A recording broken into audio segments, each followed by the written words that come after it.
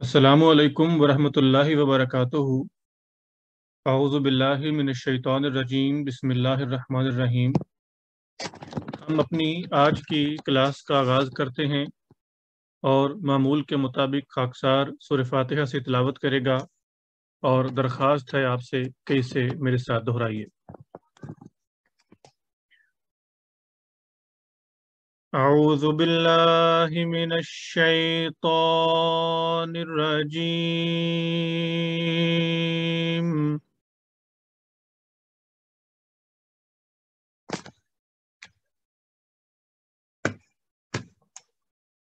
बिस्मिल्लाहिर्रहमानिर्रहीम।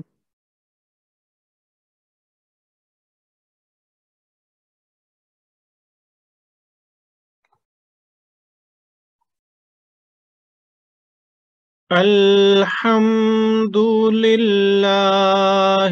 रब्बिल आलमीन।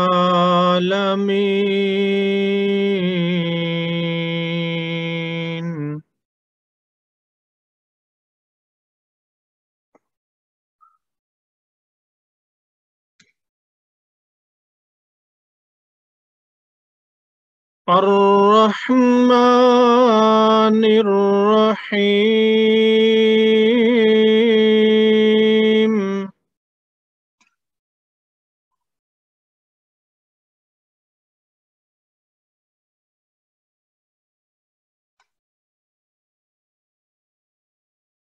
मालिकी यौमिद्दीन।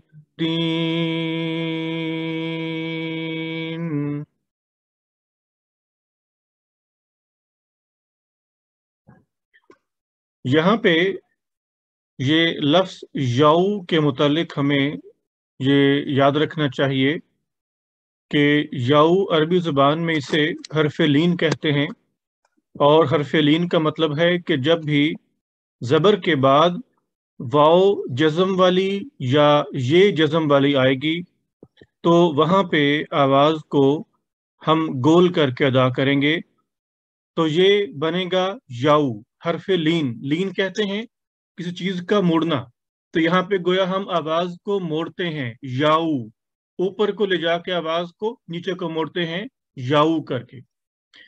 इसमें ये बात हमें याद रखनी चाहिए कि हर्फ़ लीन में, जो ये खाकसार ने भी अर्ज़ किया कि हर्फ़ लीन कहा जाता है, इसमें हमने आवाज़ को पहले एक मर्तबा ऊपर ले जाना और फिर नीचे करके मोड़ना होता है।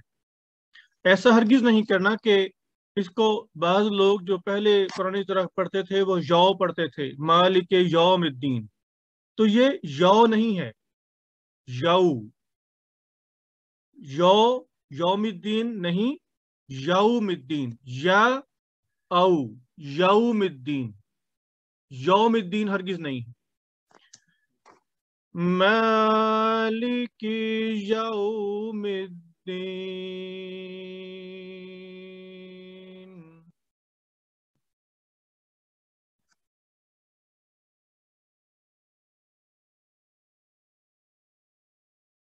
इय्याका नअबुदु व इय्याका नस्तईन।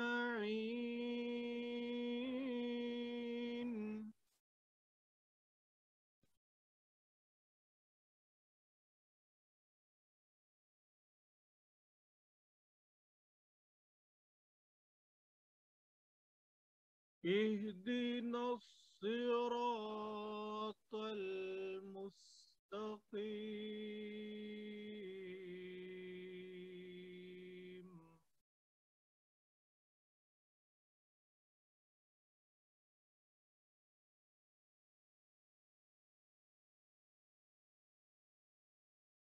صراط الذين أنعمت عليهم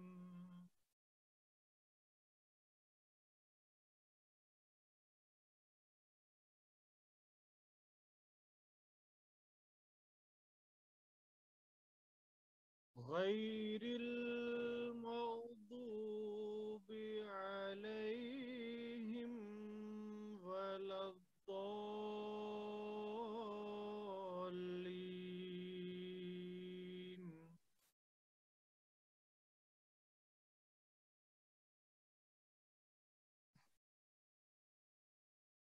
آمین۔ پچھلی کلاس میں ہم نے یہ حرف تو اور حرف تا، ان دونوں کے درمیان ہم نے یہ فرق سیکھا تھا کہ تو کو پڑھتے ہیں موٹی آواز سے گول منہ کر کے تو، اور تا بالکل سادہ اور سمپل تا ادا کیا جاتا ہے۔ پھر اس کے علاوہ ہم نے یہ پڑھا تھا کہ یہ کاف کو کیسے پڑھنا ہے۔ ہم آج پڑھیں گے کہ کاف کو کیسے پڑھنا ہے۔ اب یہ دیکھیے کہ ایاکا اور مستقیم ان دونوں میں کاف ہے، تو یہ اس کو ادا کرنے کا طریقہ یہ ہے کہ جو ایاکا میں یہ کاف ہے بالکل سادے والا کاف، اس کو کھاف پڑھتے ہیں۔ جو ڈوچے کھا ہے جرمن کا کھا، یہ بالکل وہی ہے، تو ایاکا۔ لیکن جو یہ والا قاف ہے، اس قاف کو حلق سے ادا کریں گے۔ مستقیم قا، یہ ہے کھ، یہ ہے کھ، اور یہ بنے گا قا، تو یہ بنے گا ایاک، ایاک نعبد، اور یہ بنے گا مستقیم قاف، حلق سے ادا ہوگا قاف، مستقیم۔ تو پڑھتے ہوئے ان دونوں کے تلفظ کا خیال رکھنا ضروری ہے۔ تلفظ میں سے آج اتنا ہی۔ ابھی ہم اپنے قرآن کریم کے اگلے حصے کی طرف آتے ہیں، اور آج خاکسار آپ کے سامنے سورہ البقرہ کی آیت نمبر 52 کی تلاوت کرے گا، اور اس کے بعد اس کا کچھ مختصر سا ترجمہ اور تشریح پیش کرے گا۔ سورہ البقرہ کی آیت نمبر 52 ہے، اور درخواست ہے آپ سے کہ اسے ایک مرتبہ میرے ساتھ دہرا لیجیے۔ وَإِذْ وَاعَدْنَا مُوسَىٰ 40 لَيْلَةً،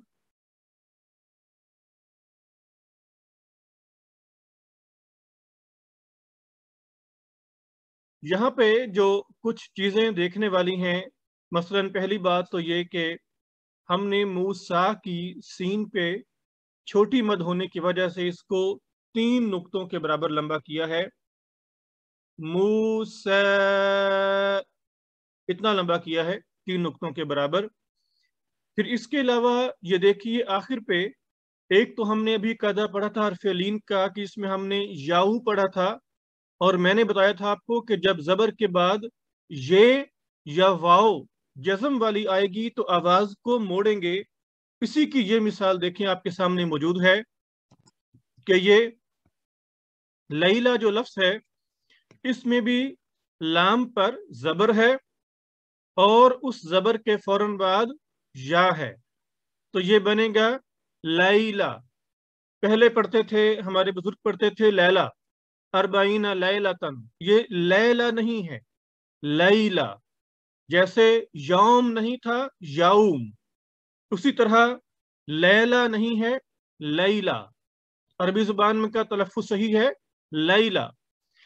دوسری بات یہاں دیکھنے والی ہے کہ جب ہم یہاں پر رکیں گے تو یہ لیلتن لفظ ہے، تے کے اوپر آپ کو 2 زبریں نظر آ رہی ہیں، لیکن جب ہم رکیں گے تو دونوں زبریں بھی گر جائیں گی، اور جو تے کے اوپر 2 نقطے ہیں وہ بھی گر جائیں گے، اور یہ ہے بن جائے گی۔ تو یوں یہ لیلتن کی بجائے لیلہ بنے گا، یوں یہ لیلتن کی بجائے یہ بنے گا لیلہ۔ تو اس کو پڑھا جائے گا 40 لیلہ۔ میں پھر پڑھتا ہوں آپ کے سامنے، یہ 40 لیلتن نہیں ہوگا، بلکہ یہ 40 لیلہ ہوگا۔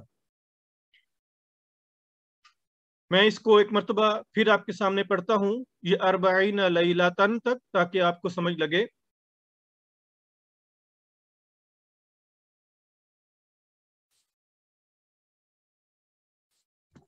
أربعين ليلة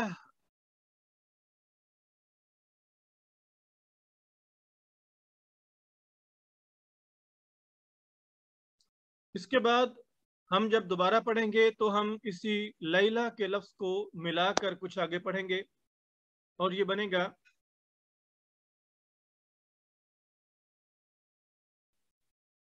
लैलतन सुम्मा इत्तखज़्तुमुल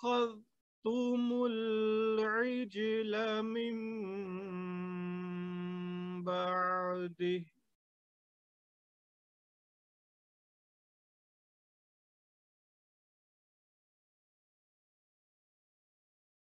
यहाँ पर भी देखिए कि मिम बाद ही लफ्ज था, यानी हे के नीचे खड़ी जेर थी, लेकिन जब हम यहाँ पर रुके हैं तो खड़ी जेर को भी हमने खत्म कर दिया और ये बना बादे। मिम बादिही व अंतुम ज़ालिमून।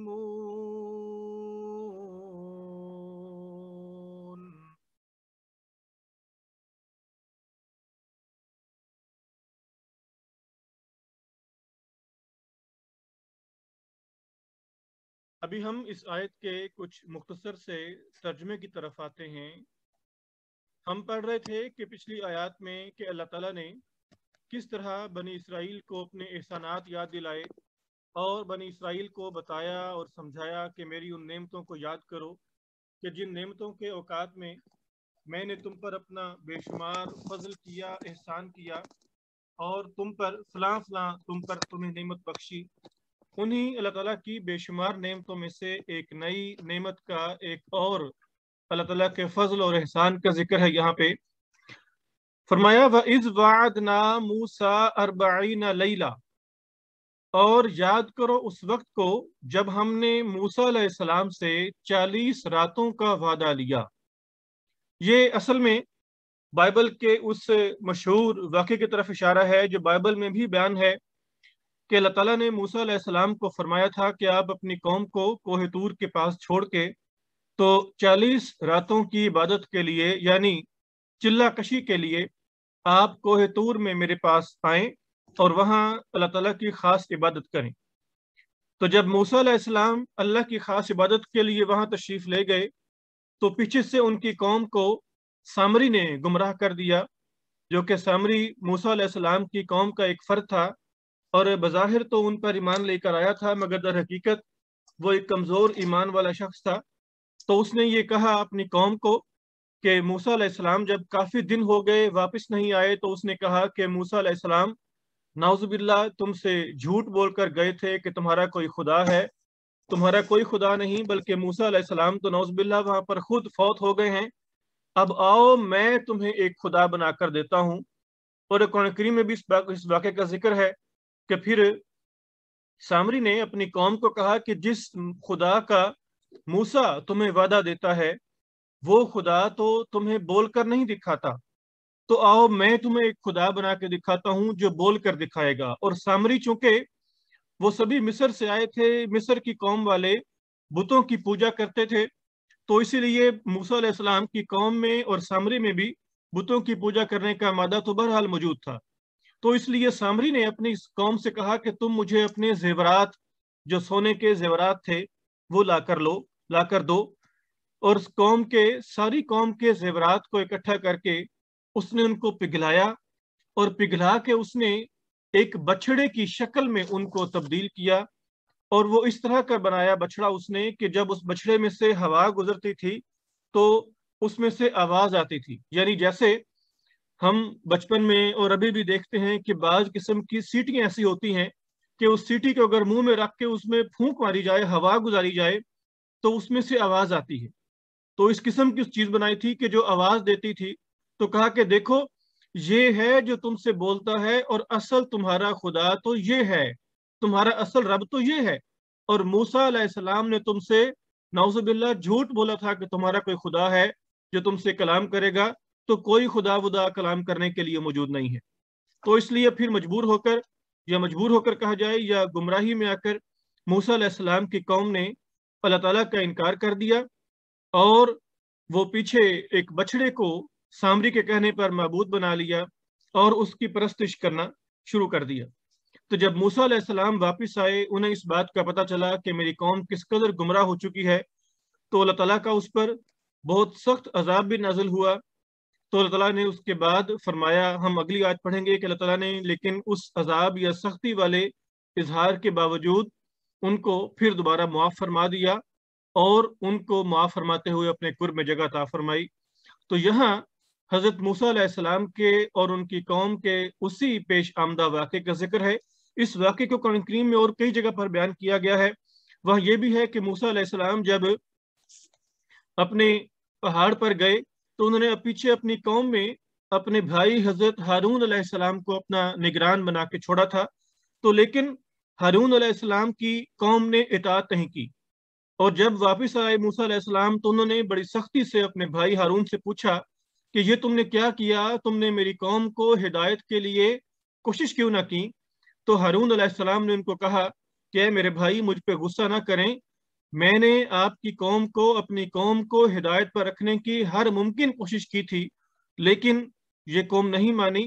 اور پھر موسیٰ علیہ السلام نے ان کی قوم کو یہ بتانے کے لیے کہ دیکھو جو خدا ہے اس کو تو کوئی نقصان نہیں پہنچا سکتا، تو موسیٰ علیہ السلام نے اس بچڑے کو، جس کو وہ قوم مصر کے اس غلامی کے دور میں بتوں کو پرستش ماننے کی وجہ سے بت مان چکی تھی، خدا مان چکی تھی، ان سب کو نیچا دکھانے کے لیے موسیٰ علیہ السلام نے، قرآن کریم میں آتا ہے کہ اس بچڑے کو پکڑا، اس کو اٹھایا اور دریا میں پھینک دیا، اور یوں ان سب کو سمجھایا کہ دیکھو جس کو تم لوگ خدا مانتے ہو وہ تو اس قابل بھی نہیں ہے کہ وہ کم از کم اپنی حفاظت ہی کر لے، تو جو اپنی حفاظت نہیں کر سکا، دریا برد ہونے سے اپنے آپ کو نہیں بچا سکا، وہ تمہیں کیا بچائے گا؟ تو یوں ان کی قوم نے، پھر سب کی سب قوم نے توبہ کی اور اللہ تعالیٰ نے ان کو معاف فرما دیا۔ اس کا ذکر ہم بعد میں پڑھیں گے، فی الحال ابھی اس کا ترجمہ پڑھتے ہیں۔ فرمایا وَإِذْ وَعَدْنَا، اور جب ہم نے وعدہ لیا موسیٰ علیہ السلام سے 40 لیلۃً 40 راتوں کا، کہ 40 راتیں آپ آ کر ہماری خاص عبادت کریں، چلہ کشی جسے کہا جاتا ہے اردو زبان میں، وہ کریں۔ تو کیا ہوا؟ ثم، پھر یاد کرو اے بنی اسرائیل والو، اتخذتم العجل، تم نے بچڑے کو معبود بنا لیا، من بعد ہی، اس کے بعد، تم سے وعدہ کیا تھا موسیٰ علیہ السلام سے اللہ تعالیٰ نے کہ تم 40 دن آ کر میری خاص عبادت کرو گے، اپنی قوم سے تم چلے جاؤ، تو پیچھے قوم نے گمراہ ہو کر ایک بچڑے کو معبود بنا لیا۔ فرمایا کہ یاد کرو اس وقت کو کہ جب تم نے بچڑے کو معبود بنا لیا، وَأَنْتُمْ ظَالِمُونَ، اس حال میں کہ تم ظلم کرنے والے تھے۔ ظلم کہتے ہیں کہ ایسے کام کو ایسا کام جو اپنے موقع اور مناسبت کے لحاظ سے ٹھیک نہ ہو۔ تو فرمایا کہ بچڑے کو معبود بنانا تمہارا ایک ایسا کام تھا جو اپنی موقع اور مناسبت کے لحاظ سے درست نہیں تھا، تو یاد کرو کہ میرے اس وقت کو کہ جب تم نے ناحق طور پر بچڑے کو جان بوجھ کر اپنا معبود بنا لیا تھا، جبکہ تم حق پہ نہیں تھے۔ اور ہم انشاءاللہ اگلی آیات جب پڑھیں گے تو وہاں ہم اس بات کو بھی پڑھیں گے کہ اللہ تعالیٰ نے ان پر شدید ناراضگی کے باوجود پھر دوبارہ ان پر رحم کیا اور اپنے خاص فضل اور رحم سے ان کو معاف فرما دیا۔ اور اس کا ذکر ہم اگلی آیت کی بجائے بھی پڑھ لیتے ہیں، یہ چھوٹی سی آیت ہے۔